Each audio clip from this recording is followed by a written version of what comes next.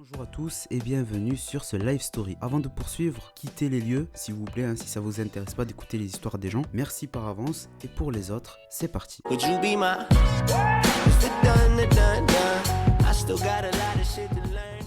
Alors, tout a commencé un jour, il fait super beau, il fait bleu, le soleil. En fait, un jour d'été tout simplement, en 2010, en Algérie, à Sidi Bel Abbès. Alors, il faut savoir que pour moi, la définition de famille, c'est père, mère et des gosses. Mais en tant que rebeu, et je sais que chez tout le monde aussi, j'ai mis à cette définition une extension en rajoutant les grands-parents, les cousins-cousines, etc., etc. Mais aussi, dans une famille, il y a des conflits familiaux. Au moins une fois dans ta vie, il y a eu un conflit familial. Tu peux pas me dire que chez moi, c'est tout beau, tout rose. Direct, je te crois pas. Alors, il faut savoir, quand les insultes ou quoi que ce soit me sont destinées, eh bien, ça ne m'atteint pas. Et j'ai horreur des gens qui insultent en général, mais aussi ceux qui insultent les gens qui ne sont pas présents dans le conflit. Bref.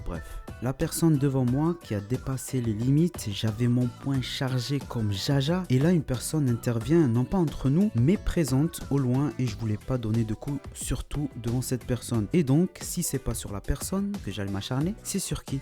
C'est ça, sur le mur. En grosso modo, à cet instant, c'est plutôt le Keke Award est attribué à Monsieur Sparta.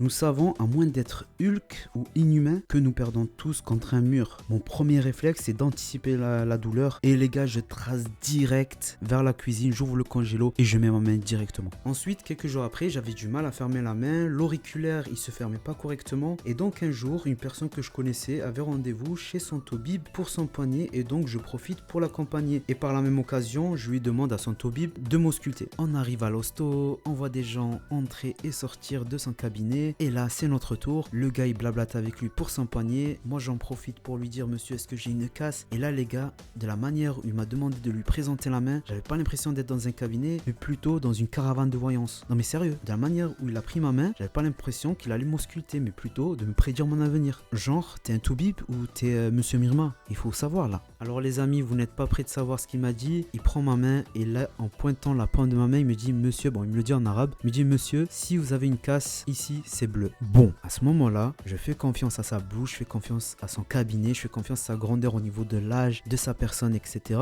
Disons que moi, monsieur Sparta, je suis pas diplômé, j'ai pas un doctorat, et donc je fais confiance et je finis mes vacances. Une fois arrivé en France, quelques semaines après, en septembre, je décide de faire une radio. Je pars voir mon médecin, il regarde les radios. Et là, le résultat il tombe. Monsieur, vous avez une fracture. Et donc là, les amis, le pétage de plomb commence à se fabriquer. Mais rien à voir avec le Toubib qui était en face de moi. C'est plutôt le gars là au bled. Fameux Toubib, voyons. Ce gars-là, même pas s'il me donne une radio à faire, qu'il a déjà examiné, il a déjà fait une radio avec ses yeux, quoi. Tu vois, il est dans le turfu, le gars. Donc je lui explique. Et de toute façon, ce Toubib là, quand il a regardé les radios, il a directement compris que c'était contre un mur. Et lui-même, il m'a dit, tu sais bien, contre un mur, tout le monde y perd. Bref, il commence dans les explications, il me les donne, il me dit, monsieur, vous savez qu'il va falloir faire une opération. Mais il m'a bien fait comprendre, mais bien, que si je faisais pas l'opération, parce que disons que parfois je suis tête en l'air et têtu, eh bien, je finis par perdre au fur et à mesure du temps mon doigt. En gros, il aura aucune utilité, il est mort, quoi. Et du coup, je me retrouve avec 4 doigts. À partir de là, j'ai pris le truc, je lui dis, ok, je signe.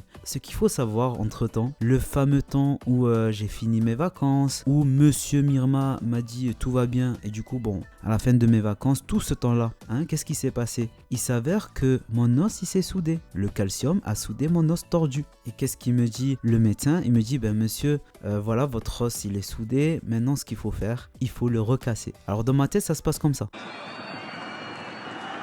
Le jour J arrive, je passe sur la table d'OP, on me met des capteurs, anesthésie locale. Alors petite anecdote, je voyais ma main qui était en train de bouger toute seule à cause des capteurs. En fait, ils envoyaient, je sais pas, peut-être des signaux ou quoi, mais je voyais des doigts bouger, ma main qui bougeait, c'était assez drôle. Alors je suis allongé sur la table, malgré l'anesthésie locale, j'ai senti quand ils me l'ont recassé, c'est dégueu, je vais faire ça très vite, c'est le bout du métacarpe, la poignée c'est carpe, les doigts c'est les phalanges, et entre les deux il y a un os, c'est métacarpe, et c'est le bout qui était pété en fait, c'est à cause de ça que j'arrivais pas à vraiment fermer le doigt. Ils introduisent 2 broches, et tout cela je l'ai vu grâce au projet projecteur qui avait des lames de miroir. Il y avait un gros projecteur rond au-dessus de moi. Grâce à ces lames de miroir, j'ai vu l'opération de A à Z. Je leur ai fait savoir à la fin. Je leur ai dit, franchement, j'ai regardé mon OP de A à Z grâce à ces miroirs-là. Il m'a dit, ah, petit malin.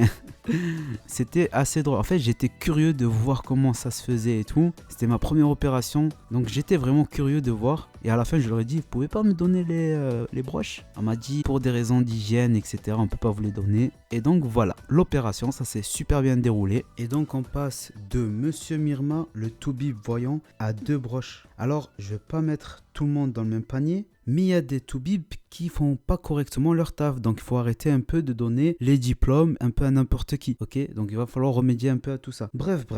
Alors les amis, nous arrivons à la fin de ce live story. J'espère que ça vous a plu. Si oui, un petit like des familles et abonnez-vous. Et dites-moi dans l'espace commentaire quelle a été votre teubé attitude qui vous a envoyé tout droit vers la table d'OP. Un exemple pour moi, ma teubé attitude, c'était quand j'ai tapé le mur. Ça m'a envoyé directement à l'hosto pour faire une OP, machin, tout ça, comme vous l'avez entendu. Et puis, j'ai envie de vous dire merci les amis d'être arrivés jusqu'au bout de ce live story, de cette vidéo. Sur ce les amis, portez-vous bien et pas de bêtises. Peace.